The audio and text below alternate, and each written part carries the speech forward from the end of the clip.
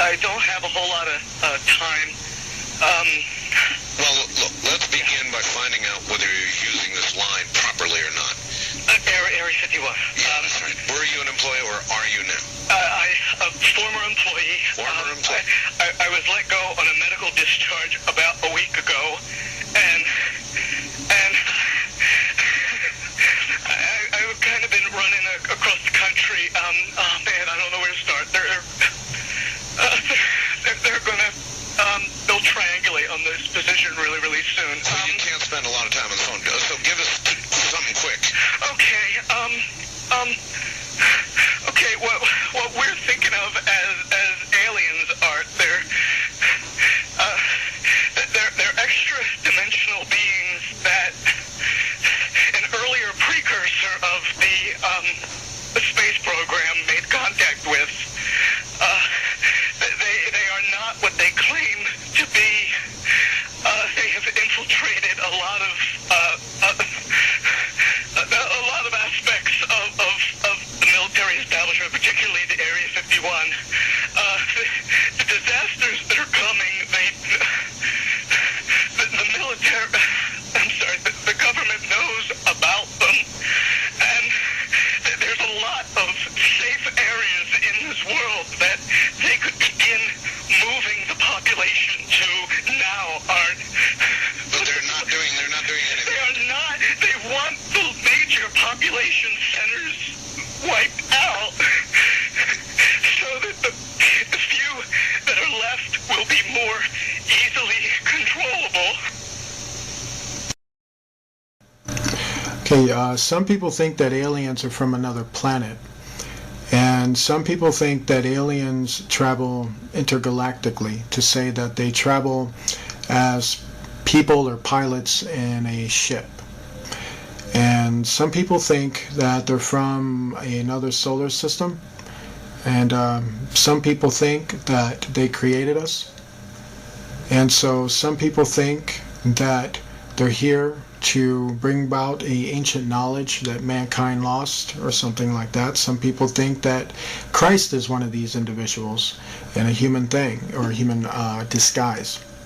There are a lot of different beliefs in regards to them. And one thing that has been proven true is that these beings have been deceivers since they first got here. And every time they told a ruler or a person that they came from a planet or they came from a society and that they were created under a different God than we would know, it has often been shown to be a lie. They seem to also change the story of their origin, and history has shown that over and over again. And what I mean by that is to say many times when people thought that they were on another planet, it turned out that under hypnotic trance, through hallucinations called either holographic images, they were meant to think they were on another planet. Some of them have literally woken up in the midst of having this technology operated on, and they realized that they were actually in a laboratory room. And unfortunately, when they realized they were in a laboratory room, they realized that there were human beings in that room, and there were actual, real Nephilim beings in that room. They realized that they were not on a planet, but they realized that they were somewhere on Earth, and they were in a secret place where they were being experimented on. Some of them are actually using ships, real technological ships, to kidnap people. That does not qualify them as coming from another planet, as the way they would define it. So let's understand a little bit more evidence on that. Let's go back to the intergalactic thing, okay? If they're from an intergalactic world, let's say they're from 9 solar systems away from us, and they were from a technological world that is 9 solar systems away from us, that world would be far more present than non-existent as we're in that state now. Meaning the traffic would be so heavy that you would see it, and you would clearly see it all the time. Interesting thing about space is that the solar system that we live in is actually called clean space, meaning there aren't really a whole lot of debris and gases and things in our solar system. It's a very It's very clean.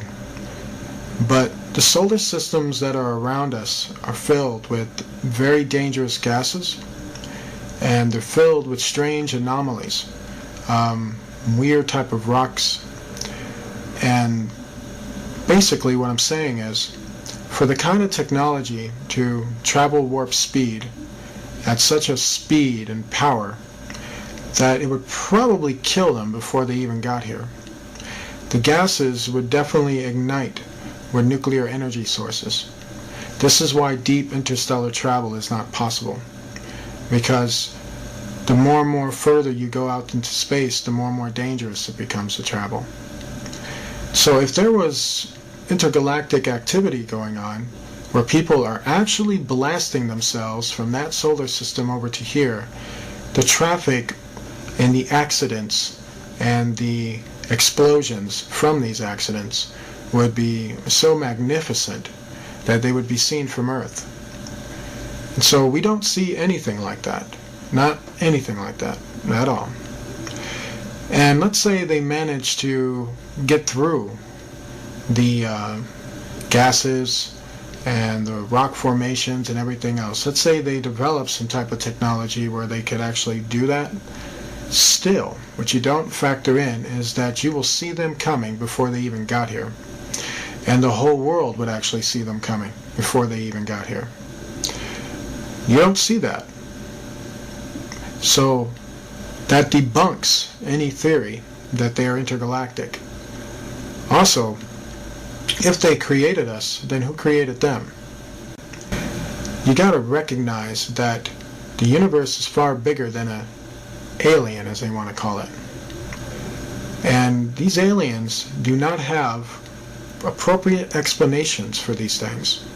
They ignore these questions. At this stage, the rocket was traveling between 11 and 14,000 miles per hour when a saucer-shaped craft entered the frame. It flew into the frame like this, and it shot a beam of light at the warhead.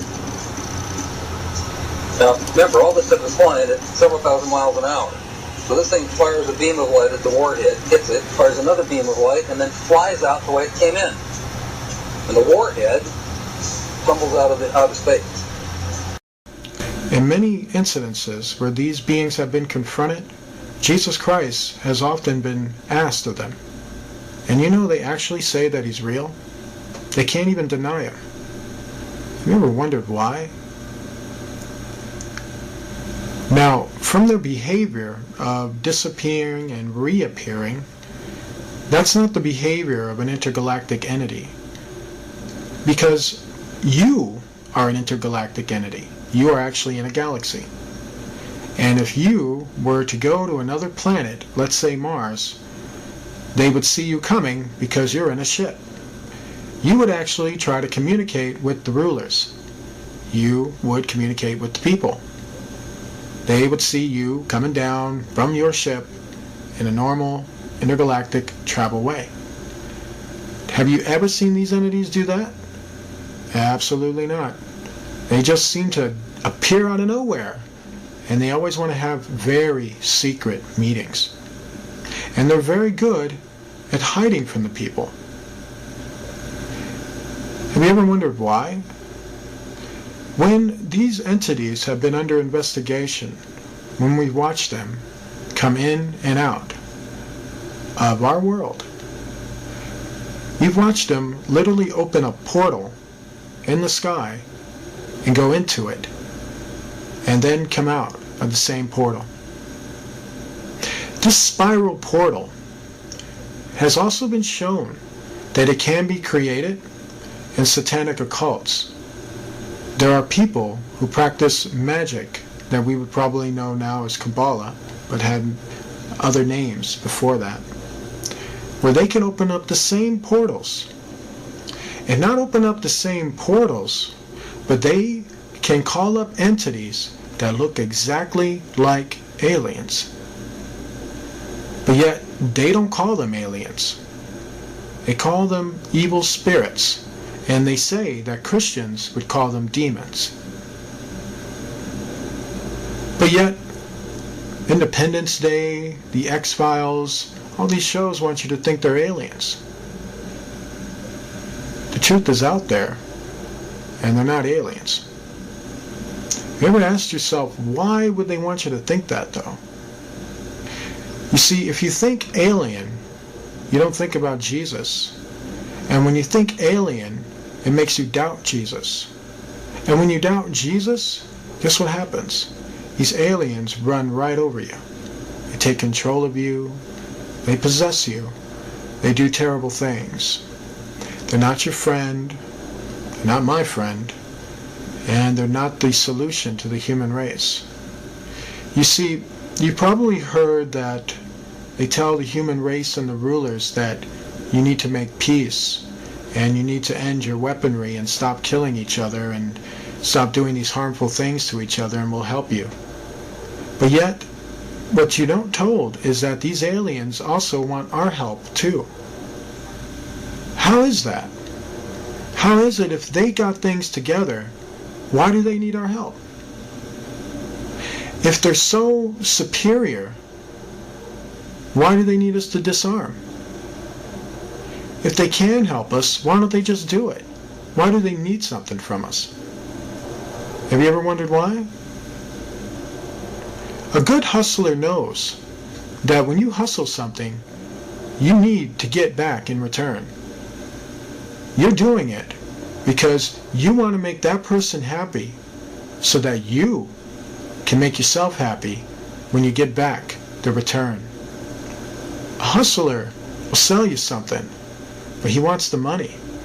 Do you understand? Did you know when dealing with these beings in negotiation, where your tax dollars are being used to talk to them and you're not even told anything about it, did you know these beings hustle? They promise people technology. They promise people to solve all their medical problems. They promise to show them the ruins of planets and to take them there and to help them build a society there without the people, which is you, me, and the people they're supposed to be ruling over and basically feeding us and take care of us and making society possible for us. A former astronaut who walked on the moon says aliens exist and that the government has been covering up incidents of contact for years now. Dr. Edgar Mitchell says aliens have visited our planet, and he believes the government covered up the discovery of an alien spacecraft in 1947, as well as 4 alien bodies that were found in the desert. The reason for the denial was, number one, they didn't know if these were hostile and could we protect ourselves from them. Didn't want the Soviets to know, so they devised to lie about it and cover it up. Well, Dr. Mitchell is a veteran of the Apollo 14 mission, and he walked on the moon back in February of 1971. I've read about this incident you had in 1951, and you said you saw literally hundreds of unidentifiable flying objects. Yes, they were flying quite high. How high we couldn't tell because we couldn't get anywhere near their altitude. But they were either very large craft way up or smaller crafts still well above what we could get to. For a day and a half, all of this happened, but then no one wanted to talk about it.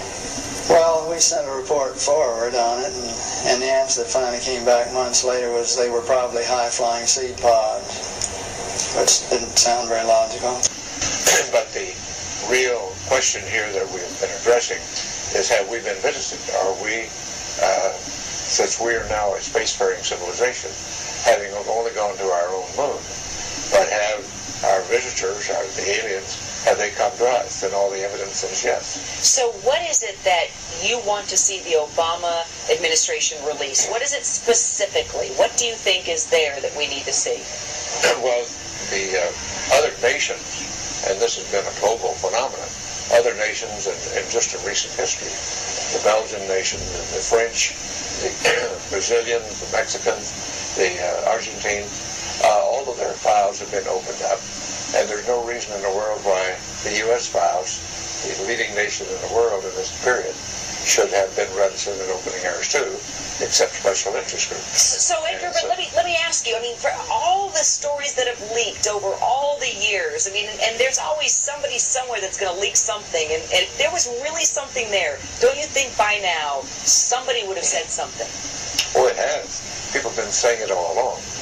But for example, just the explanation to the Roswell incident has changed every few years, and a new story comes out. If it were really that simple, if it weren't what it really was, you wouldn't need all of these various stories coming out. And so the attempt to cover this up and to disguise the issue and create misinformation and disinformation is very well recorded. And the documentation from very fine researchers like Dr. Robert Wood and his son Ryan, who've investigated all of the early documents, all point to the same story. Hey, we're not alone here. We've been visited. There's a monolith there, a very unusual structure on this little potato-shaped object that goes around Mars once in 7 hours. When people find out about that, they're going to say, who put that there? Who put that there? Well, the universe put it there. If you choose, God put it there. There's a monolith. Okay, so what we have here with certain fallen angels is that they have the ability to transform, and a lot of that was exploited in the Transformer series movies and in the Transformer cartoons. And so what they did was they based that off of something that was real. And so what we have with fallen angels is not what people think. It's not the touched by an angel version with these guys. These beings are spiritual beings with incredible powers, and one of those powers entails that as we would create objects and as we would form these objects through resources and through the materials and the powers that we have, their powers is that they can transform themselves into objects. And so we're talking objects that look like space-age vehicles and planes. We're talking about objects that basically look like other entities. They can transform into a creature. They could transform into a ship. They can transform to even look like the implements that we have. They can literally transform themselves to disguise themselves as a car, as a plane, and as a lot of different type of objects. There's really nothing they can really do in terms of transforming. We do know that when it comes to the fallen angels, they don't have as much power as they normally would in terms of their transforming abilities, but they do have them at a very good length. So they're not totally depowered. And so a lot of them like to transform into ships. A lot of them like to transform into certain objects. A lot of them like to transform into basically UFOs, basically planes, basically other looking creatures. And sometimes it gets sporadic. Sometimes they kind of, from a lot of the transforming and using the powers that they use in our dimension, and it kind of weighs heavy on them. They can't always maintain it. They can't always maintain the form or the shapes that they take, and sometimes they go a little crazy in the atmosphere. And then sometimes that's caught on camera, where they're just like morphing into like a UFO and then a dragon and then other types of forms of spiritual reptilian looking helixes, if you will, combinations of different forms. For instance, you'll see some transforming from a UFO into a dragon-looking creature and then back again, and then it disappears and then comes back again. And when it's doing that, what's happening at that moment is that it's freaking out because it can't maintain its form in our dimension, and they don't want to go back to the other dimension they just came from. So they try to struggle with it. And sometimes when they come into our dimension, they're pretty set in their form or their shape, and they're able to maintain it for probably long periods of time before they end up dissipating, and then another group comes in. And so there is a weakness to them, but we don't have the weapons to really combat them, to tell you the truth. I mean, fighting them is like throwing sticks at them. It's not going to work. You can throw a nuclear warhead at them, and that's not going to work. You can shoot bullets at them, and that's not going to work. When it comes to the full spiritual beings, the full fallen spiritual beings, I'm not talking about their Nephilim children, who are another story, because they can morph too, but not as well as the fallen angels. The fallen angels, to understand them, they're usually balls of light And then they have demons that can also appear that way. So it's tricky identifying them. But one thing that you can do is when you pay enough attention to them, or if you spent enough time observing them, you start to notice how the demon lights are not as transformable as the fallen angels. Fallen angels are, they can basically transform within seconds and disappear within seconds. And the demons, or the spiritual demons, they seem to maintain a certain form, and then they're known to just basically dissipate a lot quicker. And so that's probably the only way you can tell on that end, when it comes to these beings. Aliens are two types. Aliens, is what people will know them, are actually fallen angels. And fallen angels have more power than people think. They're more creative in their deception than people think. Fallen angels like to pretend to be aliens. They'd rather you think something different other than what the truth is. And then you have the Nephilim, who the Bible says were the children of the fallen angels. And they too still exist, and they too have been mistaken as aliens. And so what we have, like in the time of Enoch, when the book of Enoch was talking about it, it very much confirmed that there was a time when these beings lived on earth, and they came from a dimensional world, and they actually came, through portals, basically. Enoch saw them coming from another world, literally another world beyond our world, and that has nothing to do with the solar system or the galaxy or how we would know the universe. This universe of theirs is behind our universe, and they can open up doors, spiritual doors, basically, portals that have spiral shapes, and they resemble 666 shapes, and they basically come through the portals. And when they do, they tell people they're aliens, or they tell people they're gods, or they tell people that they came from Jupiter or from Mars, and they tell people they're going to solve all their problems. And then when people deal with them, and this is our rulers, by the way, our rulers make deals with them, and even if it involves hurting us, they'll make those deals with them. The globalists don't believe in Satanism. They believe they're contacting interdimensional aliens through the drug use and through the electronic interface, and they believe, and actually write about, Ray Kurzweil, all of them, that they're going to merge with the machines, blast off into hyperdimensional space. And that's why they're so crazy. That's why they want to get rid of us. That's why they're smiling and giddy and acting so nuts, because they believe, if you're a psychiatrist and are hearing this, understand, whether it's real or not, they believe they are in contact with these entities and are being directed by them. That's why they're so evil. And the entities are telling them eternal life, total power, total control, everything you could ever want. Just kill everyone. Set up a world government. Build this design we're telling you. Build what we're telling you. Build this. Build this. Let us through. Build the Hadron Collider. Open the dimensions. Let us in. We're going to really help you. We're friendly little guys. They'll think for 1 minute they come from a planet. Next thing you know, well, we didn't come from that planet. We came from another planet. And, oh, we didn't come from that planet. Oh, yeah, we did come from a dimension, but... You know what I mean? And so they lie. They've been lying for like centuries. So the thing is, when you look into them, when you really, get some guts and decide to, investigate them and find out where do they come from by simply, doing the things that investigative science taught us, which is to investigate, origin, investigate matter, investigate movement, investigate all these things that would make a person or defy what a person is. How you can tell something is a dog and what a dog does and where a dog goes and what a dog eats and what a dog does in terms of, its lifestyle. And so when you do that with, so-called alien study, guess what you find out? You find out they don't come from another planet. You find out that they don't move galactically. You find out that they move interdimensionally. They move through parallel portals. When we talk about like Enoch, when we talk about what makes Enoch so important, why, what's the big deal about Enoch, why is everybody going toward the book of Enoch? There's two reasons why. What happened in Enoch's time is happening now in our time. And that's scary, because what happened in his time was pretty messed up.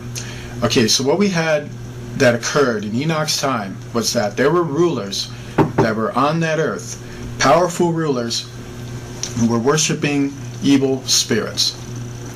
These evil spirits told these rulers that they came from another planet and that they were going to solve their problems for them, and that there was more God than just the one true God.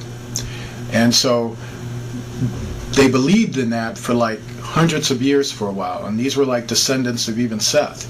And what happened is that over time, while these rulers were worshiping and not taking warning from the other sons of God, those entities backstabbed them. And what happened is that the more and more the rulers worshipped them, and the more they got control over what they did, it allowed those entities to enter further and further into our world, to the point where they received enough energy and enough permission from these rulers to literally enter our stratosphere. And when they entered our stratosphere, they came in full invasion force. The book of Revelation tells us that's going to happen again. We are living in the stage where the beginning of that is already happening. So what we put this picture is Hitler basically meeting up with the fallen entities, and that was basically a regular for him. He had a very large interest in basically following them and basically communicating with them and basically talking to them. And these beings were, very much part of the plan and the destruction of World War II. You'd be amazed at the fact there's a lot of attacks in World War II that they actually took part in, that history tries to cover up or tries to bury. I mean, if you look back at maybe 15 years from 9/11, so many people will have a different view and a different explanation to that. But when it all comes down to it, the Bible tells us that fallen entities are involved, and our leaders shake hands with them and greet them, and are happy to see them. Hitler is also very much involved with the 13 council members, and so he's very much a guy who reports to them. And this is one picture that you're looking at right here. This photograph was actually snapped, I believe, during an attack at Antarctica, if kid you not. Hitler didn't die in 1945. He actually died later on after World War II because he was hidden in that base for a while. This was a photograph that was shot of one of the UFOs, if you will, one of the Virginia aircraft planes that attacked an aircraft carrier. Right before it decided to unleash a hail of missiles on it, one of the soldiers snapped a picture of it. And these are the things that you got to really wrap your mind around, because when you don't wrap your head around it, you're going to get very caught up in it. This is also the same deal. What you're looking at the bottom with the heat source is very much the fuel injection of the plane, or the Virginia. This is also another photo shot of the Virginia. And what you're looking at right here is kind of what I'm talking about here, is some of the engineering components of some of these Virginias. They have a circular fusion type of power, and it's right at the center of the Virginia. And basically fusion, that's basically using type of nuclear fusion with water, and basically sends it into a lot of hyperactive speeds. And it's just very, very advanced, and it's just to show you just how advanced we were in World War II, which would even implicate to you now just how more advanced we are now, and how so much of that is not shown. And what you're looking at here is another case of that. You can see how sleek they build these Virginias, and you can see how well they've gotten to the point of building them. They're nowhere near to the point where they used to be, but they've gotten there now. A lot of this was help from the fallen angels, because our rulers by that point did not have a lot of mental capacity behind this, and so they had to be retaught how to rediscover their own inventions, which is very sad. But it's the making of their own doing. If you look very closely at this, you'll notice I believe it's a 50 cal machine gun that was built at the bottom of this one. And what you notice with these things is that they're usually machine guns that are basically placed inside the Virginia, and then they're released to come out and then to be used against upon other people, basically to open fire on people. And this to show you the military strength of these things. You have something as well here. You got a guy standing on top of one, and what you have here is also another one too. And as you can see, it's pretty much parked there. If you notice the Rolls Royce that is near this UFO, it's to show you that, you know, the elite were the ones that were privy to this type of stuff. They were the ones that were there to watch it and look at it and examine it and admire it. And what we have here is the same angle, same deal. And this is probably one of the very well-known ones. And one of the things I need to mention about this thing is that a lot of the times when they were launching these Wominias, a lot of the Wominias were to be launched to go into the planets, basically to the moon, Mars, other places, other secret locations on Earth. Many times they called in witches to basically conjure up demons for them, to guide them or direct them certain portalways that they would fly the instruments into and then come back in and out. A lot of the things in their world is not what you would think. It's a lot more worse than that. And same thing that you have here. You had one basically hovering up about with the airplanes basically hovering over it. And what you have here is another base basically. It's a design of a base, but it's basically a design of an energy source.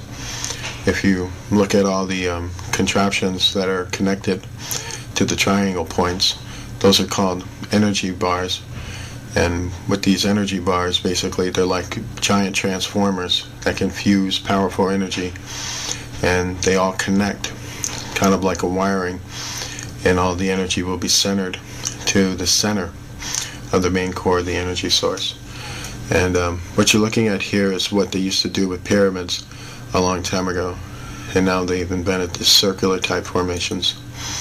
And all these things are about energy sources and advanced technology. This is also a blueprint of a Wominia, how to build one and how to construct one.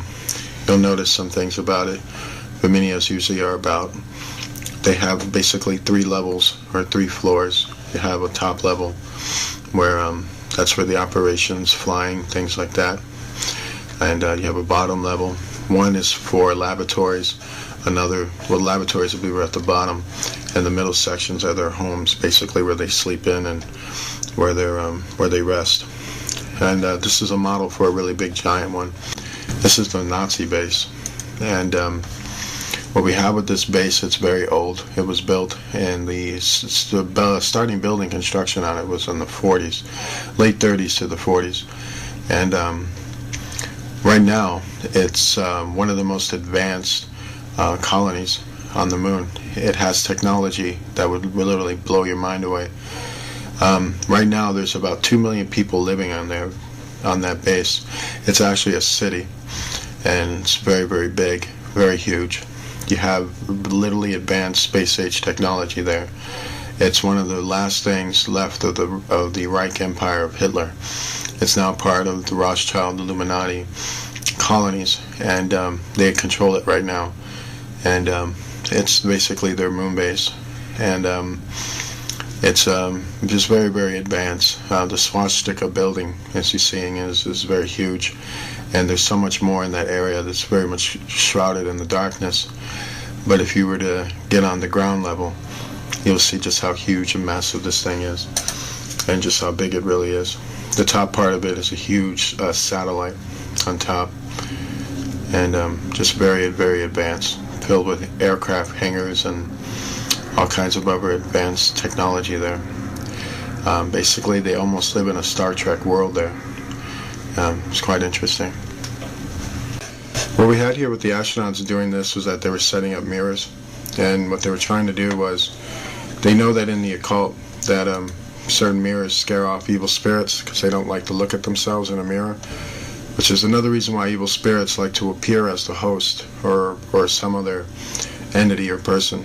Their real true form is so horrifying that it even horrifies them. And so that was the aim at setting up the mirror. But the mirror was so, how do I say, it's so amateur.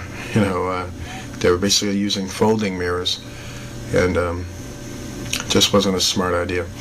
I think it was just more done out of panic. You know, one of those things you do where you're so scared, just figure out the next thing to do.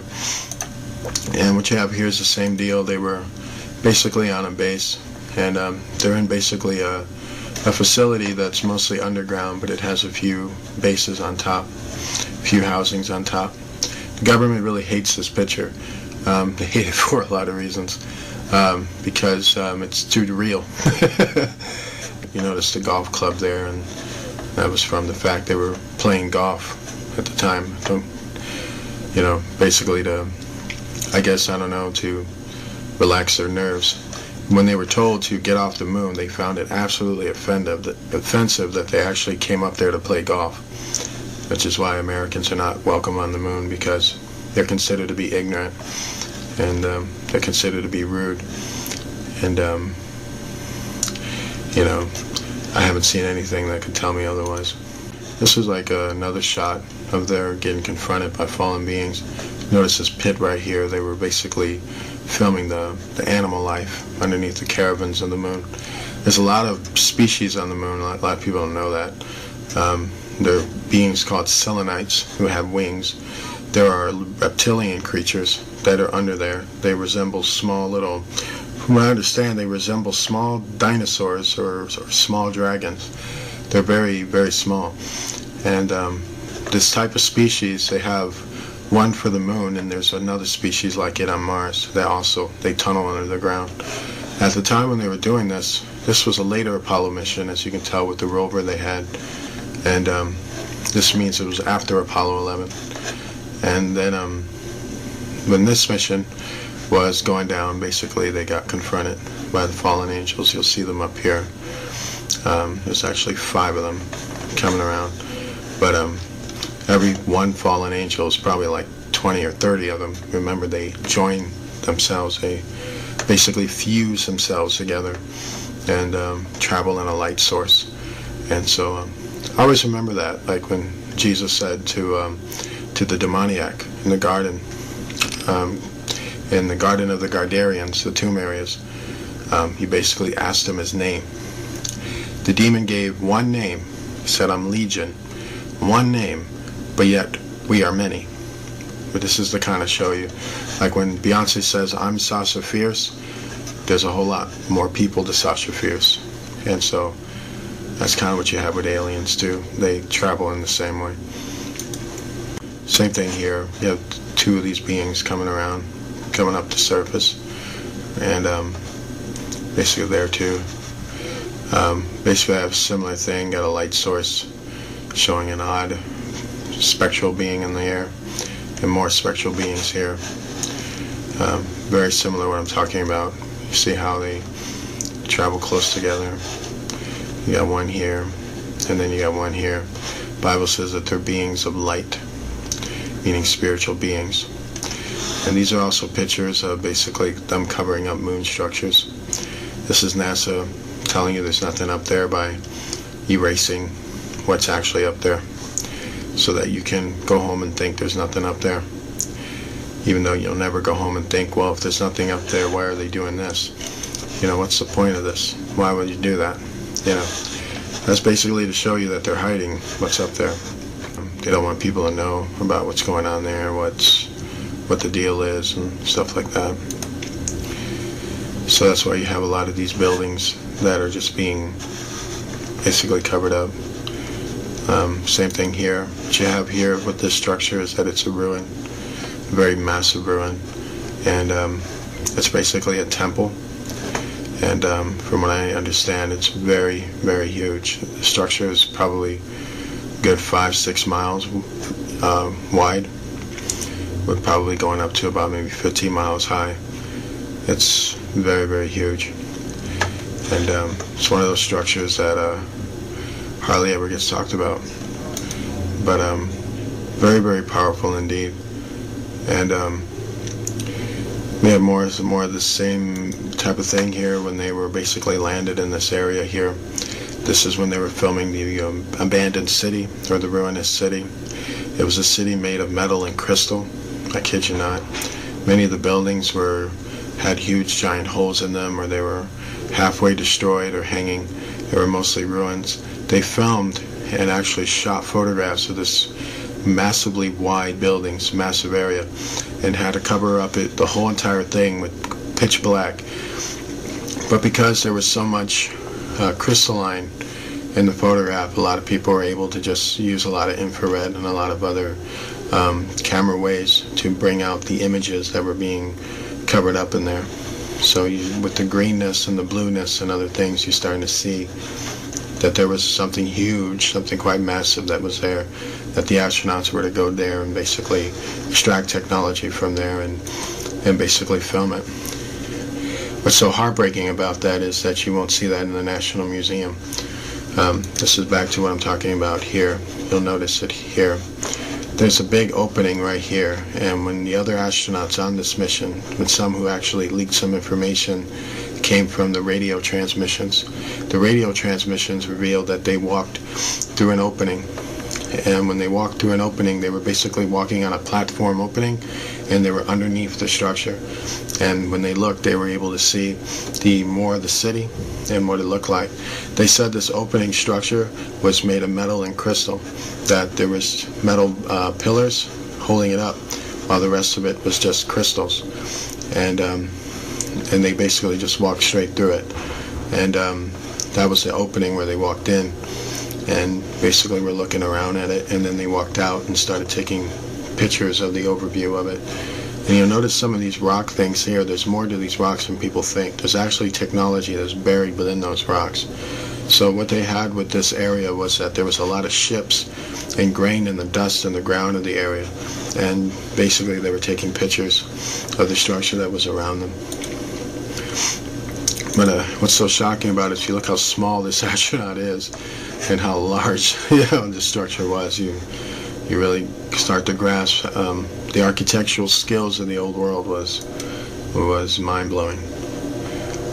And yeah, it's kind of like same stuff here, but it's kind of NASA spreading disinformation. Basically, these rocks things right here, there's more to it than people think. Sometimes they're actually pieces of technology broken off. Sometimes they actually have animal life living in it, or biological life in it. And so they just basically erase it. And this is kind of like showing you their guilt, because if you look at it, if you didn't have this information, you wouldn't think much of it. But they get rid of it anyway, because in their hearts and what they're doing, they know what it is, and so they don't want you to figure that out. So the less you know, the better is kind of where they go at. And so yeah, same thing here is you got them erasing stuff, erasing towers and other things. You got the same thing here. Erasing other towers.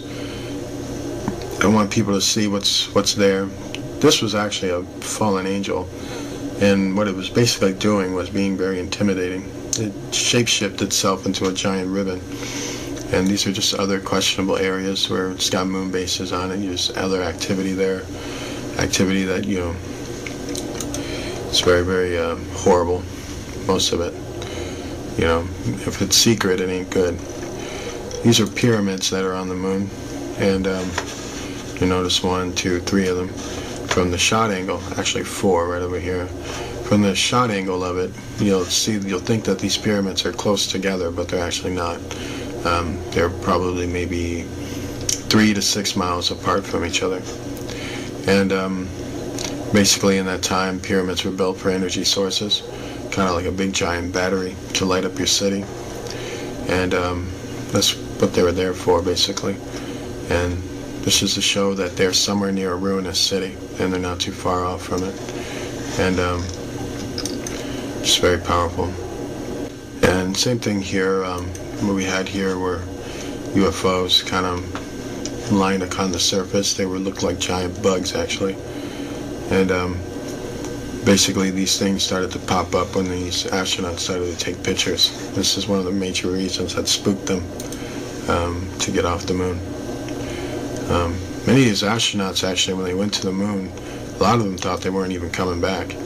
They were that scared by it.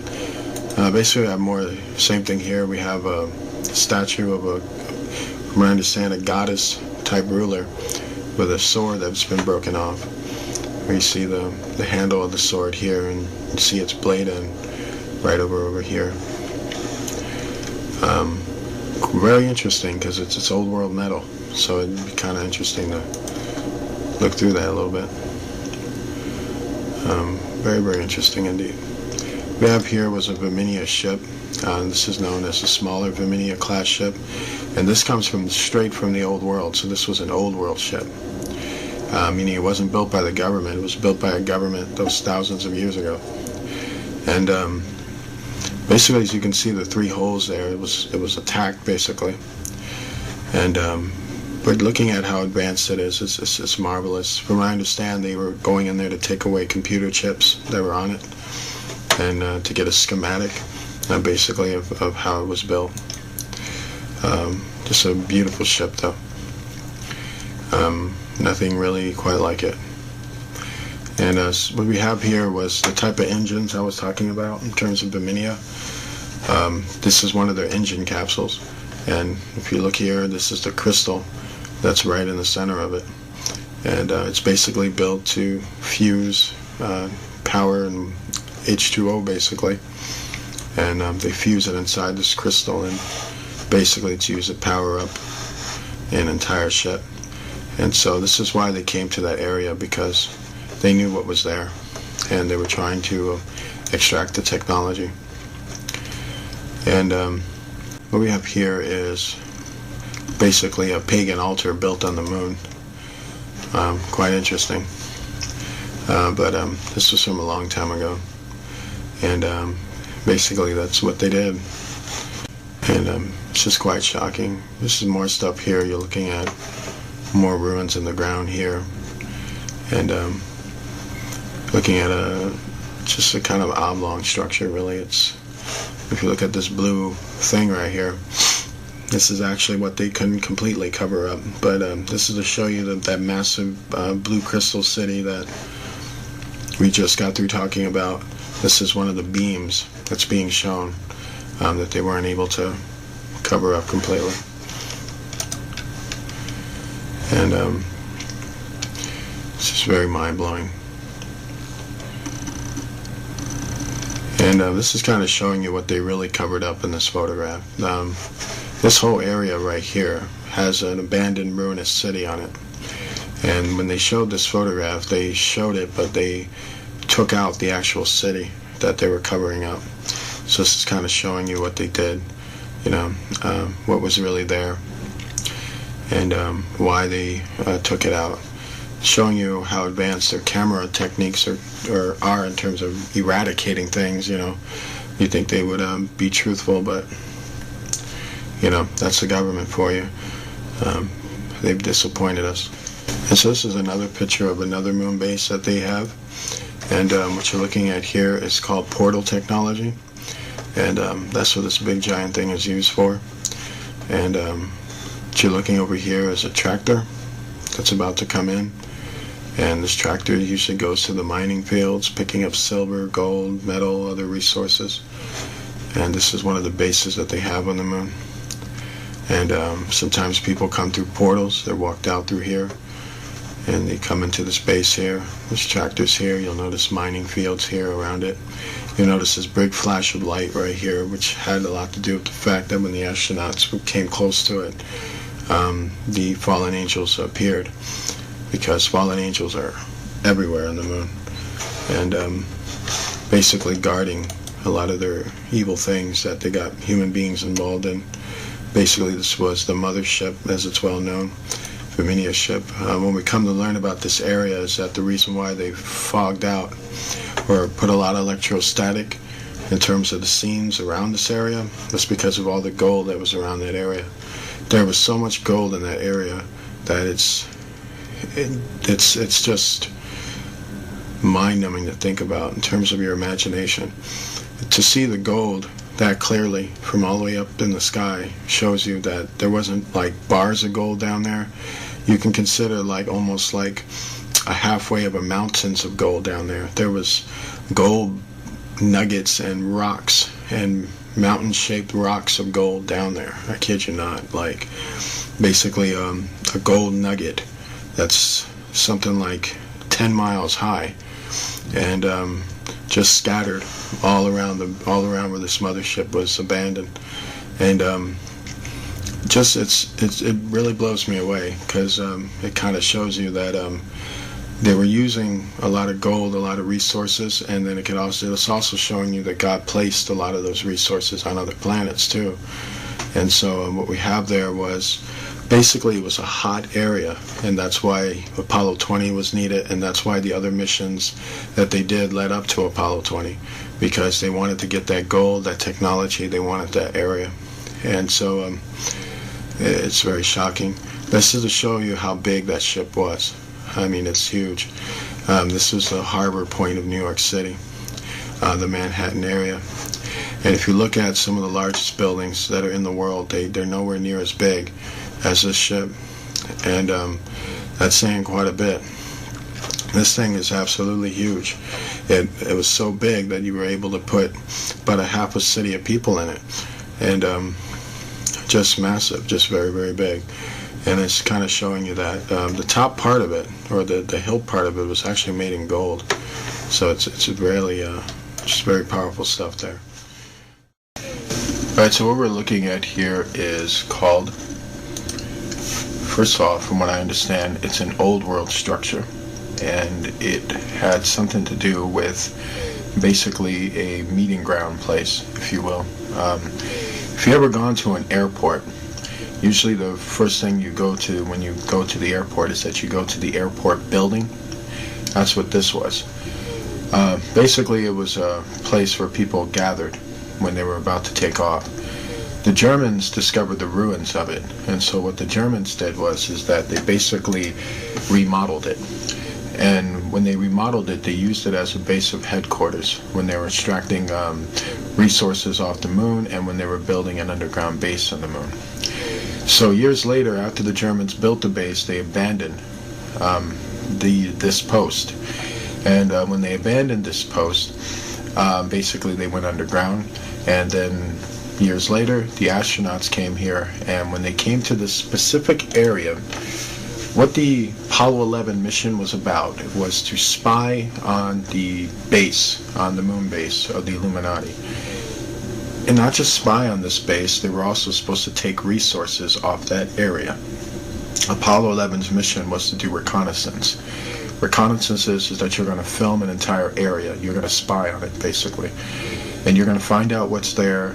You're going to find out what you can pull off real quick, what kind of tactics you can do through the surveillance of the area. And that's what they basically did. They were assessing what they can and cannot do, and they were assessing what was there. And so that's what this whole Apollo 11 mission was about. It was about filming the ruins, filming the resources, assessing what you can do. And so that's what basically was going on here. And what we're looking at with this structure is that it's a very huge structure, by the way. It's a two-story structure, but it's very long, it's very wide. And when you go directly into what they're doing here is they're going into the front door, basically. And when you get a very good look at it, you start to see what I basically mean here. You can basically see there was a time where basically what you're looking at is the inside of an airport, if you will, but a space-age airport. There was a time where people would be, well, basically they'd be lined up over here, and you got these other buildings and other rooms where people basically would have had their office, if you will, and, you know, there was more to this structure. A lot of it was destroyed, but there would have been a lot of technology around it. So by the time the Germans got to it, the Germans would have just remodeled it, you know, put some new structures on it to hold the building up and things like that. Once it was abandoned, it was just, that was it. So you'll notice some things about the walls of the building. You notice that they're very bright. You notice that when they come in with the camera, it seems like the whole thing seems to illuminate. It has a lot to do with basically the walls. The walls are made out of alabaster. Alabaster makes things glow, kind of like marble does. And so, from what I understand, this structure was a combination of alabaster and marble, and kind of like a white stone, if you will. And so that's why it has a very type of eerie glow. This is one of the astronauts walking. We believe this was Buzz, actually, with Armstrong filming. And if you take a good look, you notice some things here. You can see kind of what I'm talking about. You can see how this is an old world structure with some new structures in it, but this is kind of like an old world kind of line, if you will. It's a place where people wind up. And the more and more you get a very good look at it, you'll notice these archways. Archways are places where people would gather. They'd be coming in and going out. And you'll notice some other things. You look at these beams across right here, you'll notice that some of these beams are attached to the old structure, which is to hold it up. And you'll notice the ground is very broken up, and that has a lot to do with the destruction that the building went through, or was basically hit with, a long time ago. And you'll notice now he's filming another room, which is here, and he's about to go right into that room. And so what he's doing is that he's just walking along it, and you start to notice some rocks, blocks, and things that have been broken apart. You'll notice here also how it's one room here, rooms here. You'll notice how it looks very much like a big giant office building. And that's kind of what you got to really put into you, is that is what you're looking at. Is that you're looking at a building that had an administrative function. And even in the old world, it had an administrative function. And when the Germans took this land, they made it also into an administrative function. And then until after a while, that was pretty much it. And so that's what you're just looking at here. You're looking at a building that used to house very advanced technology, and then the Germans used it, and the Americans spied on it and walked in there and wanted to get a very good look at what's inside there. From what I understand, there was circuit boards that were left around in there. There were metal pieces as well. So basically, they collected all the circuit boards and all the metal pieces, all that type of resources they can carry back with them while filming the rest of the structure is what they did. And pretty soon you'll see that when they're digging up these metal pieces into piles. And so you're looking at more of the structure. What he's basically doing now, he's getting more closer near the ruins of the structure. And now as you see what he's doing, take a very good look at what he's doing. He's looking at the ground because he's noticing that there's metal pieces on this ground. So that's what he came for. And so he's looking around to see what he can pile up. Just getting a very good look at it, at the whole thing. So now you see him walking over it. And if you're wondering why they walk so smoothly over it, that has a lot to do with the uniforms they're wearing. They wear things that are about like 200 pounds, and with the shoes have a very strong adhesive, so it feels like bouncing. But they're not bouncing because of the atmosphere, they're bouncing because of the shoes that they're wearing. And if you look very good at it, you notice how the structure's missing a floor here. You'll notice how with this building, the entire top floor that should be like a ceiling on top of them is not there because that has been wrecked, destroyed. And so only some part is holding up in the back while the front part has been basically gutted. And so this is just more of that. You see these beams here, and then you see these archway beams that I want to keep mentioning it to you. You see more arch beams here and more arch beams here. And that's just to tell you, that it was an administrative building. And people would have been lined up here, they would have been lined up here. They would have been going into another building here, getting their papers or getting prepared for flight. Then they come out of the building. And then if you notice, right at the very far end of this building, it's about maybe a mile off, or half a mile off, is where the Virginia ship is, the one that Apollo 20 went after. And that's to show you what that area used to be. It basically used to be a massive space-age airport.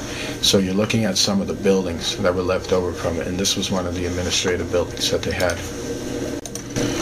So that's more, what you're looking at. If you take a very good look at it, you see how this building, had levels. It was a 2-story building with a lot of floors, a lot of inner floors. So basically levels of rooms, bedrooms, office buildings. Basically that's, what it was, basically. And so I just want to keep reiterating that because, a lot of people look at this building and they'll think it's alien, or they'll think, the Germans built it, but it's a lot more complicated than that, and also pretty simple at the same time. And so it's pretty tripped out. This is what I'm talking about. If you look up here, you can see the floorboards up here, and there's floorboards here, and then all of a sudden there's just this big opening right here, and that's because half the floor on top is missing. Basically gutted. And a lot of things like that, alabaster walls, but you notice how some of these, wallings here are more darker. They don't really shine that well. And so that's to show you that the Germans had to, like I said, remodel. They had to put some of their raw material on there to kind of hold the building up so that they can use it. And this is Buzz in the middle of it. And, it's a funny thing with Buzz is that right at this point, when he's standing in the middle of it, just looking at it, what was going through his mind is the fact that he just could not believe that this was there. Like he's just mesmerized by the fact that somebody built this here before he ever got there. And now he's thinking also, man, I got to go back and tell the people that we're the first ones on this moon and there's nothing here, while he's in the midst of the truth. It's a very eerie moment for him. And if you notice how still he is, he's just standing there, just looking. And so it's just to kind of give you the insight of, what's going on with him. He's just really mesmerized by what he's seeing. And let's get a good look shot at it. You can see how big this building is in terms of width. It's a width building, definitely. But it goes for quite a bit. Like, you got these tunnelways that are going all the way, or hallways, if you will. They're actually hallways. And going all the way down and all the way down. You see how long this building was. It was probably close to about a mile long. And it's very, very huge in terms of that. And so one thing about old world buildings is that they emphasize a lot on width and length. They were very astute at that. So that's what you got going on here as well. Also, you'll notice there's more hallways here. More doorways, hallway down over here. There's another section over here. It's just mind-blowing. Top of right here is actually the main ceiling right up here. And it's kind of a box-shaped structure, an oblong box-shaped structure. And once again, Buzz is just more in awe. You notice how slow he's moving now, kind of looking around at it, just kind of in disbelief, just, really blown away by what he saw. You're looking at it right here. This is another hallway point, and where they're at, their module is right over here. And so that's what they're basically looking at. And you notice how this room is designed. It has a very interesting type design. The design is very interesting. Every time I look at it, I can tell with old world structures, they were very into being creative, and so, but not too far off from what we would build a structure as. It's kind of like the same style, same format of how we build our buildings. So it's very powerful stuff, and the more you get a look at it, the more you're really floored by it. Okay, so you'll notice that they're on the outside. They're actually filming in the inside, something on the outside. And this is their module, so one thing you gotta ask yourself is, what's this thing? Right up here. Now that is quite interesting, because it's actually outside. And so it's a little weird. It probably has a lot to do with the entities that are up there. And they did describe that the entities were hovering on top of their heads. So that could have something to do with that. Very, very weird indeed. And That's probably why he's filming the module right now, because he's getting worried. Okay, this is what I was talking about in terms of picking up metal fragments and circuits. Now, if you notice what he's doing, if you take a very good look at what he's doing, that's exactly what he's doing. He's collecting up circuits, he's collecting up wires, and he's collecting up metal pieces. And he's basically piling them up so that they can basically take him out of there. And that's what Mr. Buzz right here is doing. He is basically trying to pile them all up together. And quite interesting. And the reason why it's dark there is because it's just not enough light. And this is a computer composite of what the structure looks like. If you take a very good look at it, it's very, very big. And you can see how it's just a big, massive, long, two-story administrative building. And just very, very huge. And quite interesting indeed. And that's just to give you a very good look at what you're looking at. And there's just so much about this, you know. This is a piece of the second floor ceiling. It's broken off there. You'll notice some things on top of it. It's kind of circular, like blocks and stones on top of right here. That could have more of a function than we think. We could be looking at a piece of a broken off machine. And it's just amazing, you know. Very sad when you look at it too, because you know, you realize certain things, and you know, you realize what we lost due to sin, due to rebellion against God. We cost ourselves quite a bit. And you know, the earth is temporary. Even the planets are. None of this stuff is going to last. You're not going to see this stuff in eternity. And believe me, you don't really want to. The place is haunting, by the way. If you have the astronauts who talked about it, who covertly talked about it, spoke about the feeling of being haunted, you know, the feeling of something was on their back or on their shoulders, looking at the apparitions of the fallen angels being haunted by them. So the moon is very much haunted. So right now we're going to show you a female body that was found on the moon. And this came from Apollo 20, which was a very covert mission. And it was done between Americans and Russian astronauts. And this mission was the last known mission to the moon in terms of the American involvement of it. And this is the body that you're looking at right here.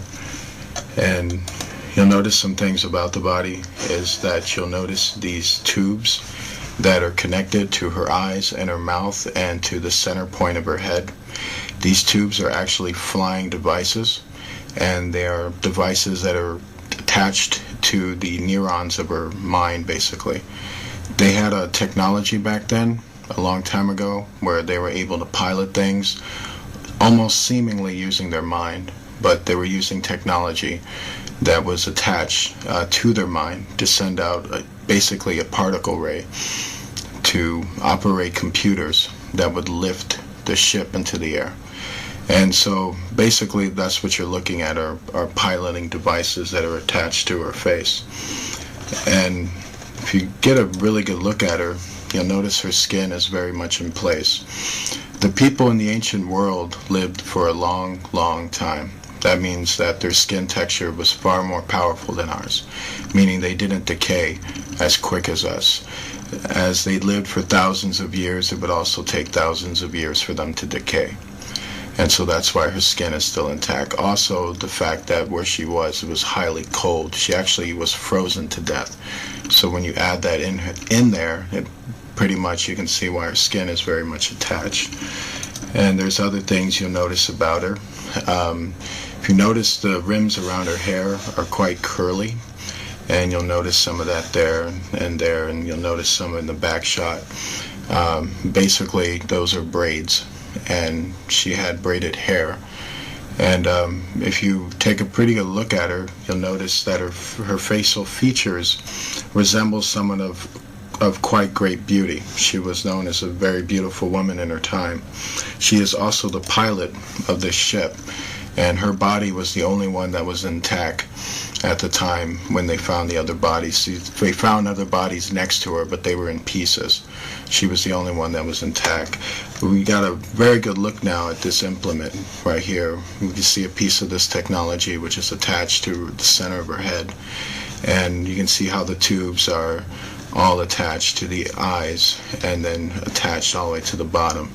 So what you're kind of wondering is that what she's doing is, let's say when she's piloting the ship, she's giving commands with her mouth, and those commands with her mouth are then being fed into the tubes into her brain.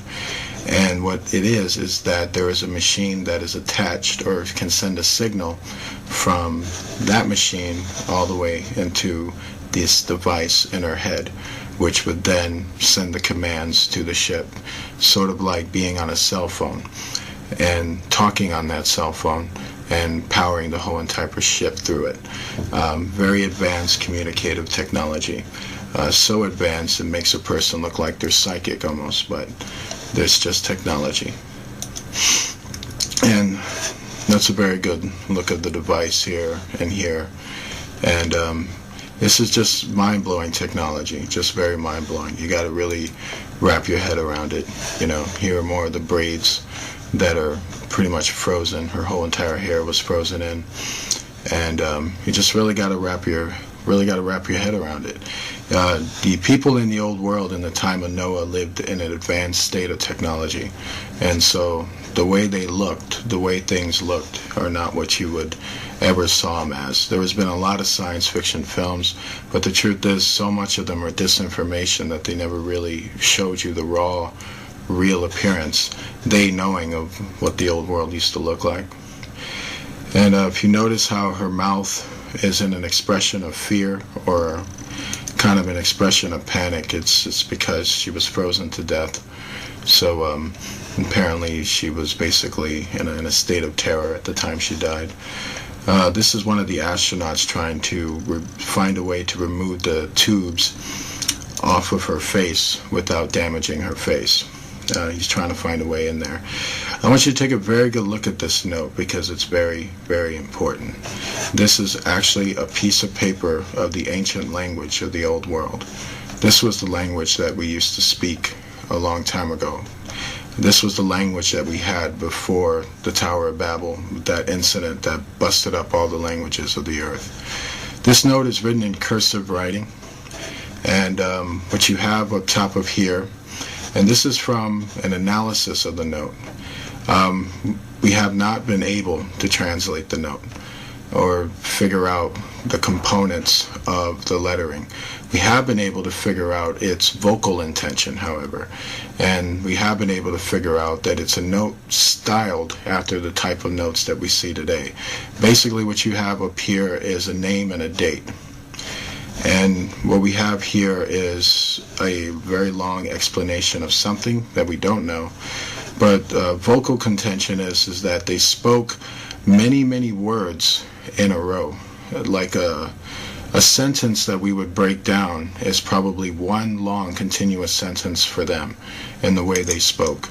And that's about as far as I can get with that. This is about as far as any investigation has been into that. It's a combination of basically cursive writing that's similar to English cursive writing, and the letters are almost similar to English. So what we have here, is a more close-up look at what we're speaking on here. You notice that it's very cursive, but you notice how the sentences just continue to go on. And you notice it's more cursive here, design, but the sentences don't have a cutoff, they don't have a punctuation mark or a dot. They just continue to go on, and they continue to go on. Then you have a more type of high signia right here, and then it continues to go on. This is to show the kind of language they spoke, how they spoke continuous sentences. As we would stop or pause, they would continue to go. And their whole entire language was almost like a song. This is done in song. Songs do this. When a person sings a song, it's a continuous chorus. It's just going on, and you understand what the song is. Their language was similar to that. And It's just very fascinating. I wish I was able to tell you more. I wish I was able to translate the whole thing, but we no longer speak this language, and so that's why we're not able to. The paper is green, by the way, which is quite interesting. They factored different color paper back then, and this is black ink, by the way. And interesting tradition says that it was Enoch who came up with black ink. So that's kind of interesting. There would be people tell you they didn't have black ink back then. Well, tell that to this piece of paper. And so it's quite interesting. This is another note that was found on it. And the interesting thing that we found out with this note was that there was 3 people who signed off on it. Here, and here. All we know is that from analysis is that these could be names and a date and another message here. And the funny thing is that these notes were found all throughout their bodies, or where their bodies were at.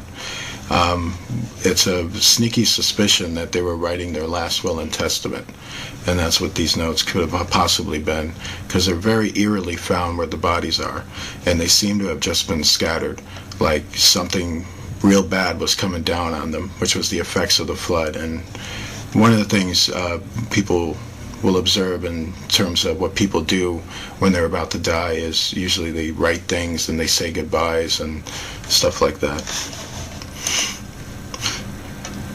For all this note writing, I guess they never thought to pray. They lost faith at that point. This is more of what I'm talking about. This is another note. So far, you've seen 3 different notes so far, and this is another piece of note with the same deal. Just some long, sporadic writing that we're seeing there. And what the astronauts did was they put all these notes in these Ziploc bags that you're looking at here. These white bags that you're seeing right here is the bags that they use to put the bodies in. And basically they're just sorting out the notes and filming it for NASA's viewing pleasure, basically. And but when you're looking at this, a lot of people look at that and go, what exactly is that? These are computer circuits, by the way. And these are actually very advanced computer circuits. These are circuits that have been attached to a blanket. I kid you not. And apparently this blanket was draped on the pilot, actually. This part right here is some of her lower body. And the covering was here, where her stomach is, and this right here was part of her leg. And for some reason this covering was on half of her body, and it's believed that it may have something to do with, there's 2 theories on it. One is that the covering is some type of computer circuit board that's used for the ship. Another one is that it's an example of transhumanism technology, that this daughter of man, this specific female, had cybernetic implants in her, and one of that was this type of covering that was on her leg, which is telling us that the technology back then that they achieved in terms of cyborg technology was very real, and this is a piece of it that's on her. And much of the transhumanism doctrine that's coming out with the connection to what happened in Noah's time very much supports transhumanism, rather than it being a device that's part of a piloting function. It's mind-blowing technology, by the way. It's hard to know exactly what it did for her when it was attached to her. This is a more close-up shot of it as you're looking at it. It's hard to know what it exactly did for her. There's a lot of theories. It could have increased strength or speed. It could have done a lot of different functions like that. And those are usually the main functions, is to increase the strength of a human being by using cybernetic parts. And that's what all of this stuff is, basically. This is a more close-up shot of it. And it's mind-blowing. It's unlike any circuits that you've ever seen or known. These are circuits that are far more advanced than what you would ever have known. Then they work far, far better than anything you can can think of in terms of what we're dealing with now, or what the government will have you think that we're dealing with now. This is a more close-up shot of it to get you to really wrap your head around the circuit board of it. When you're looking on the surface of it, it almost feels like a smooth type of painting, almost, or a smooth type of paper, cardboard paper. But when you look further into it, you see that there's actual computer circuits inside of it. And these are the up-close shots of these circuits, and they're just basically coursing throughout her particular implement, and they're attached to her skin, by the way, and that's why the transhumanism technology makes far more sense, because it's very much attached to her actual person. And what you're seeing here is more parts of her body. This is a more up-close shot of her leg, and up-close shot of her body frame, to kind of give you an example of what happened to her skin, or close-up, more telescopic close-up look of her skin. And basically you can see how it's, it seems like instead of decaying, it's chipping. And so that's fascinating. The skin is very hard, and it looks like it's the type of skin that really would take a lot to even cut it. And so it's very strong skin. It's not, you can see how far humans have degenerated. We literally decay. We don't chip away. But back then they chipped away before they actually decayed. And fascinating. And what you're seeing here is her co-pilot, and the co-pilot's head was severed.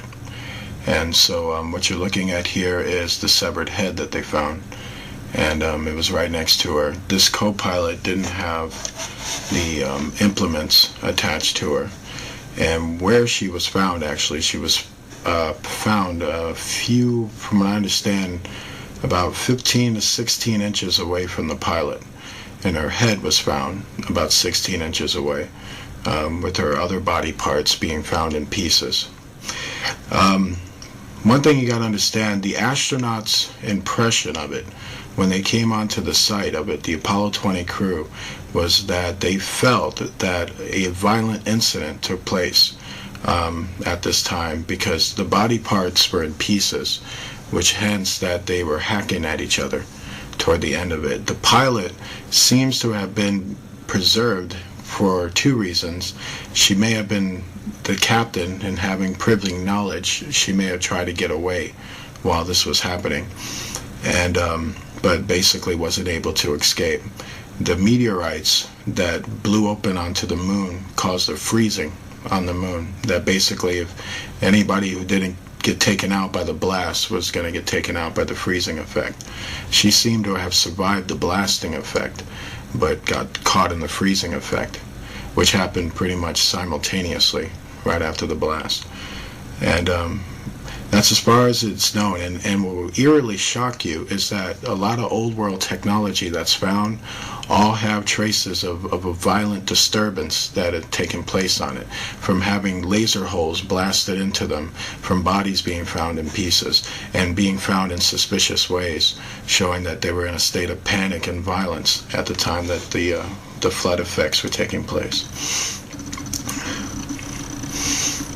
And so much of that is, you got to really wrap your head around that these people were living in a very violent society. This is an after shot of when they removed all the tubes off her face. Right now, they basically got her on Apollo 20, and so this shot right here was basically to show you the after shot of when they had it all removed. They had a female doctor who was with them as an astronaut, and she was the one who removed the tubings off her face. And key things to note is that when they removed the tubes off her face, they said that this ooze, this type of eerie ooze, was oozing out of her eyes and out of her nose. They believe that that might have been part of the cartilage of her brain and the flesh of her eye. That at the time when she died of the freezing effect, it affected the circuits, and that would have fried the inside of her organs in her brain and her optical eyeball. And so that was the oozing stuff that came out. And that's why they don't open up her eye, because there's nothing in there, basically. But we get a very good look at what she looked like. And we can see she was a very beautiful woman when she was alive. She has very voluptuous lips and all that stuff. She's gorgeous. A friend of mine kidded me and said that it looked like Angelina Jolie. But I disagree with that. She looks better than Angelina Jolie. What we're looking at here is the natural mark that's upon her head. It's said that the daughters of Cain, or Canaanites, or people who descended from him, had deformities or specific marks that registered them as being Canaanites. And so this is what we're looking at up here. You'll notice that it's a cross formation, actually. You can see it here and here. And so there would have been one here and down here. And there's a serpent form right here. And it is believed that this is the old world mark of the beast. And at that time, from what we understand, she was born with this mark. This is a mark that's actually born upon her. But there were some who were actually taking a mark, or a tattoo mark, that had two type of components. It was a digital chip that was tattooed into your skin. But much is believed that this is her natural, something she was born with, basically. And it's quite sad. What we're looking at here, if you want to know who she is a daughter of man, as was registered in Genesis, meaning she is a descendant of Cain, and she was a witch, and a old world pagan who was a advanced pilot, and she flew a mothership. And she is a member of the Rama Empire, because the ship that she was found in registered to have been part of that old world empire in terms of the technology that was found. And she was found intact, as you can see. You'll notice some damage here on her face, on her cheek here. And this is all chipping, by the way. Her face is starting to chip here. And you'll notice some of the kind of the chipping on her lips and things like that. And you'll notice just how well her face looks. You can tell that when she was alive, she was a radiant looking woman, but she was also quite an evil woman. From what I understand about the daughters of men, they weren't the type of women you took home to mom, if you know what I mean. And this is pretty much the function. What he's doing here in terms of this flashlight, you'll notice that he's got this flashlight all over her. He's basically checking her skin out. He's basically checking for any abnormalities, anything that's out of the ordinary, anything that doesn't fit. He's trying to make sure everything is intact, everything is looking okay. You notice that he's putting this tube up her nose, because before there was stuff draining out of her nose. So he's making sure the nose has been cleared out, and he's making sure everything's cleared. You see the stuff that he's taking? This is the type of stuff that was drooling out of her nose. This is actually tissues of her brain being pulled out of her nose. This is, her death was pretty painful. And what we're looking at here is a very good picture of her, because now we get like a good front shot of basically what she would have looked like if she was alive. He's pulling more brain tissue out of her nose, and it's quite shocking. Noah spoke about these Pacific women. He said that these were the women that corrupted the sons of God, the human sons of God. They used to be married to fall. Some of them used to be married to fallen angels. I don't know if she specifically was, but I do know that she was one of those daughters of men who did corrupt sons of God. That I do know about her, and it's sad. It's a horrible reality to really wrap your mind around how much history has been stolen from you. Like, you would never ever know this, and that's totally sad. So now we're going to show you the image of the ship. that was found. And the first thing we want to talk about in terms of this image is that it's a very controversial image. And the first thing you got to understand is that this image is being brought to us by a very advanced telescope. And it was a telescope that was attached to the technology or the equipment of Apollo 20. It was an instrument that they had that was extremely advanced. And so basically we're looking at an image that's actually being looked at from basically thousands of miles into space. And basically they had a technology, much like a telescope. You know, when you look at a telescope, the objects look smaller in the telescope. And so this is what we're seeing here. And they're actually seeing it through a computer screen as they're moving the telescope. And so with that understanding, that's the understanding you need to have as you're looking at this footage. And also you're going to notice there's a lot of static in this footage. That was actually done by NASA, and I'm going to tell you why you'll see that static. And if you take a very good look at it, at what they're looking at here, you'll notice how the ground is shiny. In fact, it's very, very shiny. In fact, it's shining yellow, and that's because there's a lot of gold. And when it starts to static up a lot, that's actually what they're trying to hide. They're trying to hide the fact of what they were really looking at and what they were really going after. They were going after gold, technology, resources. It's the same old man with the same old hang-ups, no matter who's ruling it. And so if you look onto this side right here, you'll start to notice some gold here, and you'll start seeing kind of strips of it all on the ground. But it starts to get more stronger around here, and then you start to see it.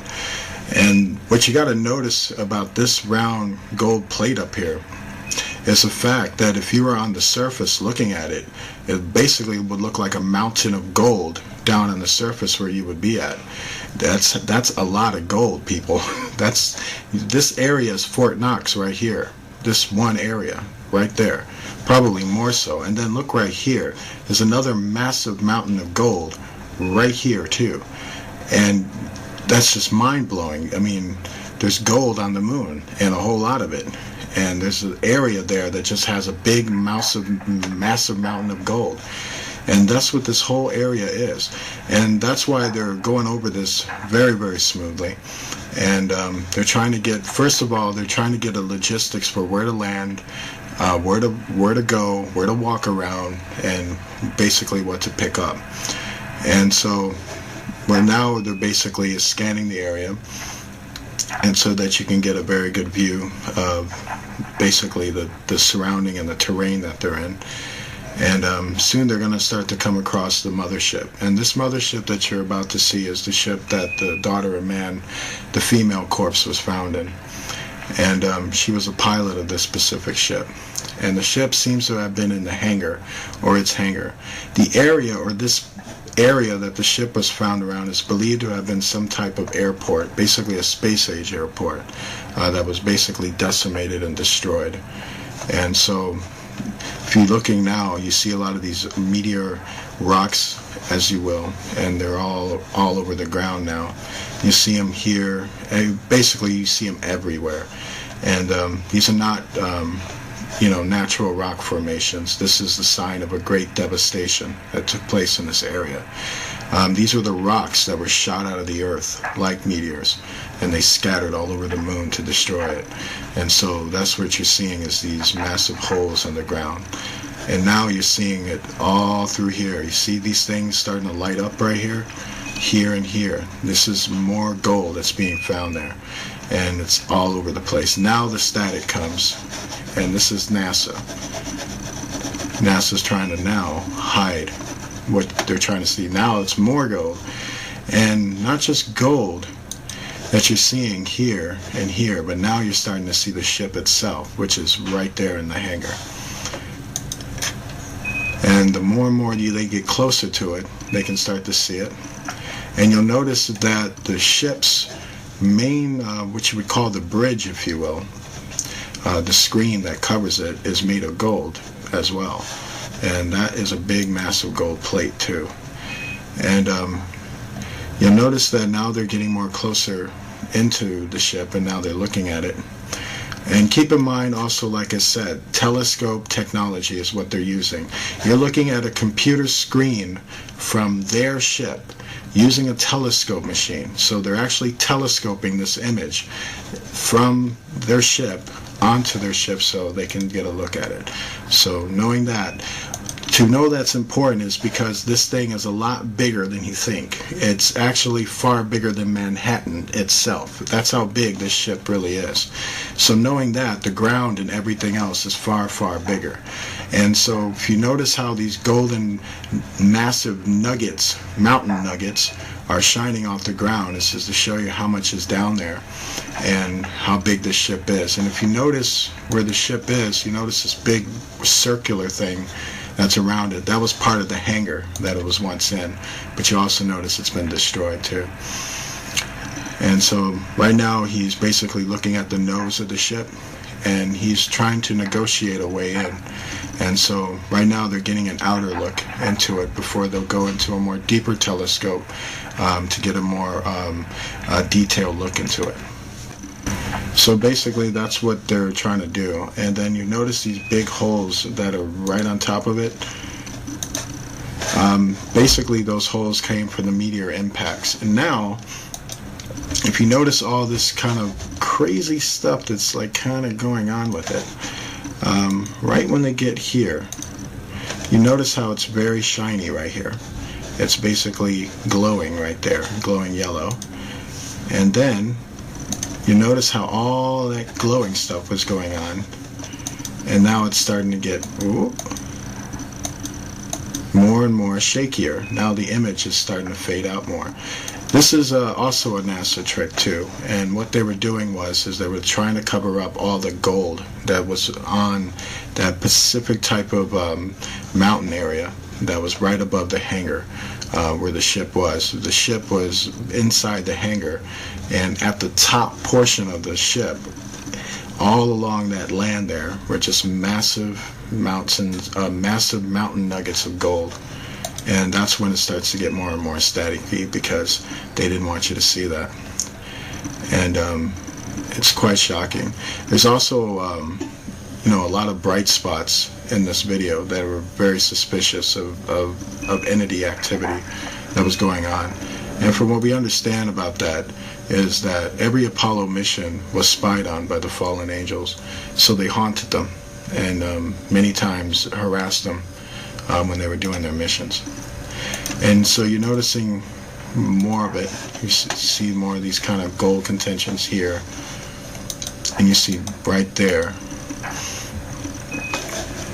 right at these areas right here, they're just kind of scattered all through there, and it starts to get more and more foggier, but you start to catch it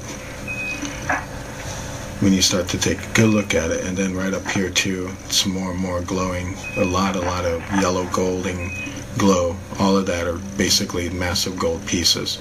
And with the light, basically all that lighting, that red-blue lighting that keeps happening every time they focus the camera over there, that was NASA's effect on that, basically trying to cover up what the camera was catching. And so that's why it's basically glowing all those reflections. We want to thank you for watching our video, and we want to leave you with basically this important information about the footage that you just saw. This footage is very, very important because this is the footage that is going on in the world. This is the world that you don't see. These are the things that go on in this world that you've either been lied to about or the right information wasn't brought to you, and a lot of those things. We did these videos for two things. One, to show you that they're real, and also to explain it to you so that you can walk away with the proper information about what you're seeing. These entities are real. They are hyperdimensional beings who take many different shapes and forms. Our government has lied to us about them since they showed up, and every world power has dealt with them at one point or another. And every world power has also lied to their citizens regarding them at one point or another. And the world that we live in is not quite what you think it is. And when it comes to our history and our past and the threat that we're dealing with, Right now, that was the threat of the past. Basically, if you don't know your enemy, and if you don't know history, you're doomed to repeat it. And it's best that you wrap your mind around the truth of what you're seeing and understand that it's real.